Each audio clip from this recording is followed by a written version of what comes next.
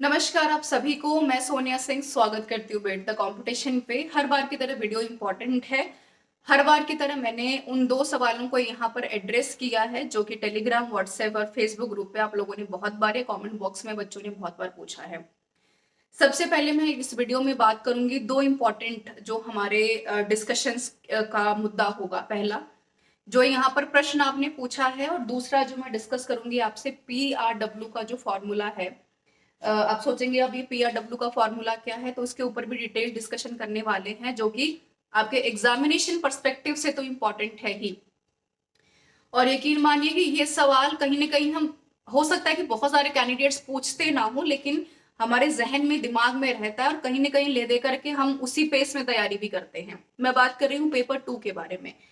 बहुत सारे बच्चों ने ये सवाल पूछा है कि पेपर 1 मेरा स्ट्रांग नहीं है, तो क्या पेपर 2 के ऊपर एक मैं सिर्फ फोकस करके क्या एग्जाम को क्वालिफाई कर सकता हूँ, ये सवाल पूछा गया है। या फिर घुमा फिरा करके बहुत सारे बच्चों ने ये सवाल पूछा है कि पेपर 1 में कुछ एक इकलौते सेक्शंस हैं जिसमें कि मेरी कमांड नहीं है, या फिर बहुत सारे ऐसे बच्चे हैं जो कि अदर स्टेट से आते हैं तो लैंग्वेज का इशू है। 10 ग्रेजुएट टीचर में रीजनल लैंग्वेज ऐड कर दी है, तो बहुत सारे बच्चों को दिक्कत इस बात की आती है कि वहां पर पर्टिकुलर जो लैंग्वेज है उसके ऊपर कमांड नहीं है, तो क्या किया जाए। हालांकि नेगेटिव मार्किंग है। पार्ट 1 का भी उतना ही रोल है जितना पार्ट 2 का रोल है। पार्ट 1 जहां 80 नंबर का है पोस्ट ग्रेजुएट टीचर में, वहीं अगर सब्जेक्ट कंसर्न की बात करें तो 70 नंबर का है। अगर मैं पूरी तरीके से 150 नंबर के पेपर की बात कर रही हूँ, है ना।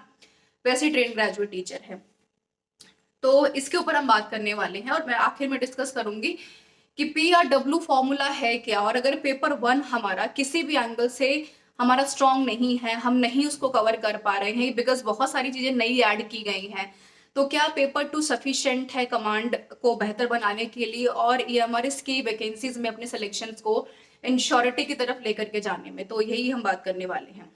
देखिए, आपने बहुत बार इस चीज के ऊपर ध्यान दिया होगा कि जब से EMRS का एग्जाम शुरू हुआ है से लेकर के आज तक, इनफैक्ट के अभी 2 से 3 दिन पहले जो वीडियो आई थी मैंने आपको यही सजेशन दिया था कि बैलेंस बनाना बड़ा इंपॉर्टेंट है, क्योंकि कुल मिलाकर के नेगेटिव मार्किंग की चर्चा है यहाँ पर, तो बिल्कुल आप पार्ट 1 को स्किप नहीं कर सकते। लेकिन अब मसला ये है कि भाई रीजनिंग रीजनिंग एबिलिटी तो नहीं आती है ना। 20 नंबर की है, कुछ सेक्शन आते हैं कुछ नहीं आते हैं, तो क्या नए सिरे से पढ़ना शुरू करें। इतना वक्त है नहीं, क्योंकि साथ साथ बहुत सारे एग्जाम चलते हैं।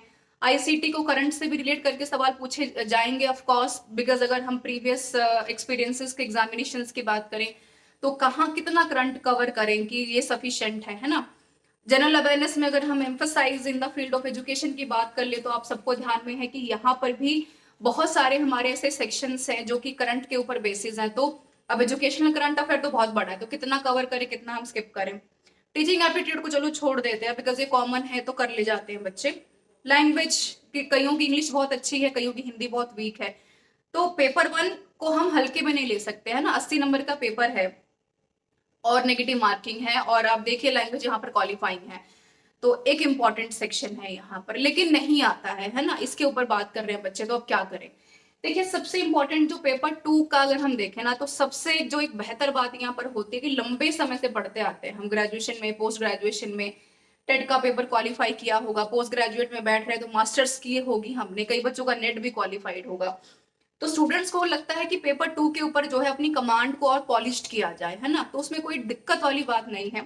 बिल्कुल, हम अगर एक क्लैरिटी की तरफ बढ़ें कि पेपर 1 का क्या किया जाए, तो देखिए जो सेक्शंस आपके स्ट्रांग है ना, उसको तो आपको और ज्यादा पॉलिश करने की जरूरत है। पर पॉलिश कैसे करेंगे आप, जितने भी अब तक एग्जाम हमारे हो चुके हैं 2022 से लेकर के अब तक, चाहे वो KVS, NVS, army public school का है, उन सारे के पेपर्स को आपको देखना है, ताकि कम से कम आपके अगर देखा जाए तो कुल मिलाकर के 6 से 7 सेक्शन टोटल है पेपर 1 में, तो उसमें कोई भी आपका एक सेक्शन ऐसा ना रहे जो कि आपका स्किप हो आपकी लापरवाही की वजह से, क्योंकि वैसे भी आप लिमिटेड सेक्शन कवर कर रहे हैं। सारा कुछ आप कवर कर नहीं सकते, सब कुछ आपको आ नहीं सकता, और ऐसा पॉसिबिलिटी 99.9% केसेस में है कि हर एक बच्चे को सब कुछ नहीं आता, तो कुछ ना कुछ सब कुछ स्किप करके जाते हैं काफी सारे बच्चे। अब दूसरी सबसे महत्वपूर्ण बात है कि पेपर 2 का क्या करें।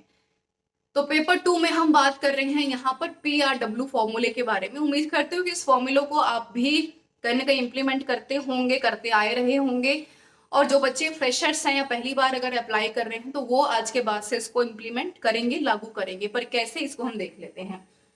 देखिए, सबसे पहली जो बात होती है आपका प्रायर नॉलेज। अगर आप हिस्ट्री पढ़ते आए हैं, ज्योग्राफी पढ़ते आए हैं, सोशल साइंस पढ़ते आए हैं, तो ऑलरेडी चीजों के बारे में आपको पता है, उसमें तो कोई डाउट नहीं है। अब यहाँ पर टाइम क्या है, पॉलिश करने का, नॉलेज को और एड ऑन करने का। अब एड ऑन करने का मतलब ये नहीं कि आप यहाँ पर नई किताबें उठाकर पढ़ना शुरू कर दें, जो बहुत सारे बच्चे करते हैं। तो वो वाली पॉइंट को स्किप करके जो किताबें आपके पास सब्जेक्ट की ऑलरेडी हैं, उसी को बार बार पढ़ना है आपको। नॉलेज को एड ऑन करने का मतलब है आपकी PRW फॉर्मूले से, वो है आपका प्रैक्टिस।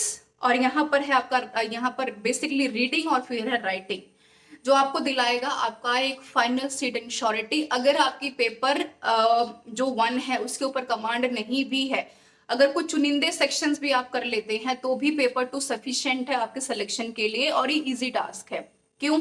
क्योंकि कम से कम आपको ये तो पता है कि पेपर 2 में आपको पढ़ करके क्या जाना है, आपको क्या पढ़ना है, कितना पढ़ना है, कितनी आपको इंश्योरिटी है और पढ़ने की, पहले क्या क्या पूछा जाता रहा। इतनी हम बार एग्जाम्स दे चुके होते हैं, इतना हम पढ़ चुके होते हैं कि कुछ सेक्शन से हमें पता है कि सवाल आएंगे। जैसे अगर हिस्ट्री की बात करें तो भाई मॉडर्न इंडिया स्किप नहीं कर सकते, गांधी जी के टॉपिक को स्किप नहीं कर सकते, 1857 स्किप नहीं कर सकते, है ना।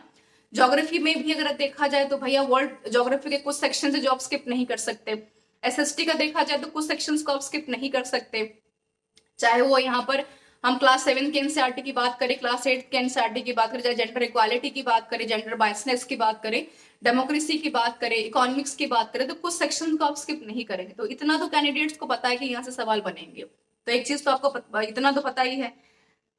अब यहाँ पर प्रैक्टिस की जो सबसे इंपॉर्टेंट बात है, आप सोचेंगे कि भाई ये कैसे पॉसिबल है कि रीडिंग की नहीं, राइटिंग की नहीं, प्रैक्टिस सबसे पहले कर ली। वो इसलिए की हमने, क्योंकि भाई आपने पढ़ लिया है, आप पिछले 5 से 6 साल से 11th 12th ग्रेजुएशन मास्टर्स से लेकर के अभी तक यही सब पढ़ते आ रहे हैं। तो अब जरूरत किसकी है, प्रैक्टिस की और नॉलेज की पॉलिशिंग की। पर वो कैसे होगी, क्योंकि नेगेटिव मार्किंग है, तो बहुत इंपॉर्टेंट है कि आपका प्रैक्टिस करना। कोई भी एबीसी किताब है, या आपको लगता है कि कोई एबीसी किताब बेस्ट है आपके प्रैक्टिस के लिए, तो आप उसके PYQs को सॉल्व कीजिए, तो सबसे ज्यादा जरूरी है। प्रैक्टिस डजंट मीन कि कुछ भी किताब लेकर के आप प्रैक्टिस कर दी, नहीं, सबसे इंपॉर्टेंट है प्रीवियस ईयर पेपर्स को सॉल्व करना। अब यहाँ पर भी MRS का पेपर आज से 5 साल पहले हुआ था, तो कोई PYQ तो जल्दी मिलेगा नहीं आपको। तो इंपॉर्टेंट क्या है, सेंट्रल के जितने भी एग्जाम्स हैं, है ना, यूपी का जो पेपर है, बिहार में पेपर चल रहे हैं, झारखंड में पेपर अभी हाल फिलहाल में हुए, राजस्थान के पेपर अभी हाल फिलहाल में खत्म हुए, है ना, KVS का पेपर खत्म हुआ, तो उनको जो है आपको चेकआउट आउट करना है। अब सब कुछ नहीं मिलेगा, लेकिन जो मिल रहा है उसके ऊपर आपको काम करना है। DSSB की बात करें तो एक स्टैंडर्ड सेट करते हैं हर एक एग्जामिनरी बॉडी, तो आपके लिए बहुत इंपॉर्टेंट है जो प्रैक्टिस आपको वहां से करनी है। तो प्रैक्टिस में सबसे पहले क्या है, PYQ, जो आपको चेक करना है कि आपकी लेवल ऑफ नॉलेज क्या है, कितना आपको आता है, कितना रिफाइंड करना है ना। अब इतना पढ़ने के बाद रीडिंग भी इंपॉर्टेंट है। अब कमांड की अगर बात करें तो पेपर 2 में सब कुछ आपको आता हो ऐसा भी संभवतः नहीं है, तो क्या करना है, वो पढ़ना है जो आपको आता है। जो अभी तक नहीं पढ़ा है, एग्जामिनेशन डेट अगर आ जाती है कुछ दिनों में तो वेल एंड गुड है, तो उसको स्किप कर दीजिए। अगर मोटा मोटा वैसे 1 महीने का वक्त हमारे पास अभी भी है, तो बिल्कुल आप न्यू टॉपिक्स को स्टार्ट कर सकते हैं, पर उतना ही पढ़िए जितने की आवश्यकता है ना। अब ये नहीं कि 11th क्लास की वर्ल्ड हिस्ट्री आज तक उठा करके नहीं देखी है और आज जो जोश में उठाकर हमने पूरी एनसीईआरटी पढ़ डाली, समझ में कुछ आएगा नहीं प्रैक्टिकली, ठीक है। तो नया कुछ मत स्टार्ट कीजिए। PYQs और रीडिंग जितनी आप कर चुके हैं, मोटा मोटा भी अगर किसी टॉपिक के बारे में ड्राफ्टिंग पता है तो कर ले जाएंगे क्वेश्चंस को, क्योंकि क्वेश्चंस का फॉर्मेशन क्या है, स्टेटमेंटल बेस है, तो आप रिस्क नहीं ले सकते, स्पेशली नेगेटिव मार्किंग्स में।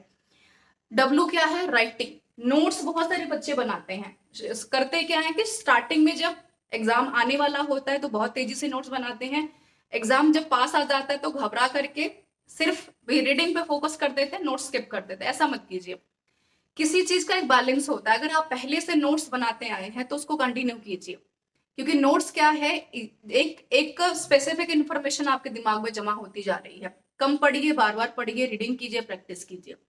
नोट्स नहीं बनाए हैं, किताब में मार्क किया, वहीं से पढ़ लीजिए, कोई दिक्कत नहीं है।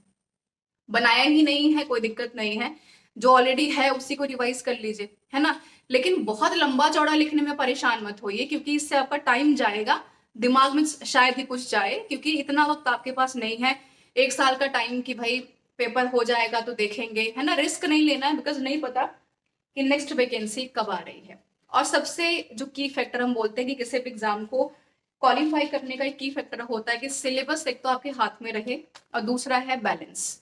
बैलेंस से मतलब है पेपर 1 में जो टॉपिक आते हैं उसको करते रहिए साइड बाय साइड, जहां से मिल रहे हैं फ्री ऑफ कॉस्ट मिल रहे हैं, पीडीएफ मिल रही है, चैनल के ऊपर भी आप देखेंगे तो काफी कुछ कंटेंट अवेलेबल है। नहीं मिल रहे हैं तो पेपर 2 के जितने भी टॉपिक्स हैं हमारे, एटलीस्ट वहां पर बैलेंस मेंटेन कीजिए।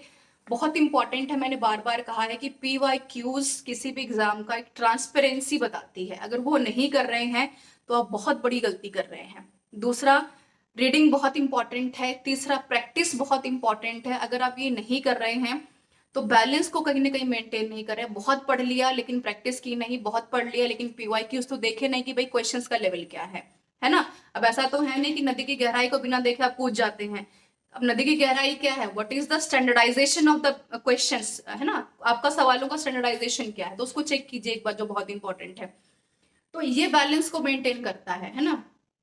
तो ये मुझे चीजें कहनी थी, हालांकि वीडियो थोड़ी सी लंबी हो गई है लेकिन काम की ही चीजें बात की गई है यहाँ पर, जो कि आपको जाननी बहुत इंपॉर्टेंट थी। जो कि बच्चे पेपर सब्जेक्ट कंसर्न को लेकर के चिंता में थे, पेपर 1 नहीं आता, कुछ टॉपिक आता है, तो इसके मुद्दे के ऊपर हमने बात की। फिर भी कोई कमेंट है, कोई क्वेश्चन, जरूर पूछिएगा।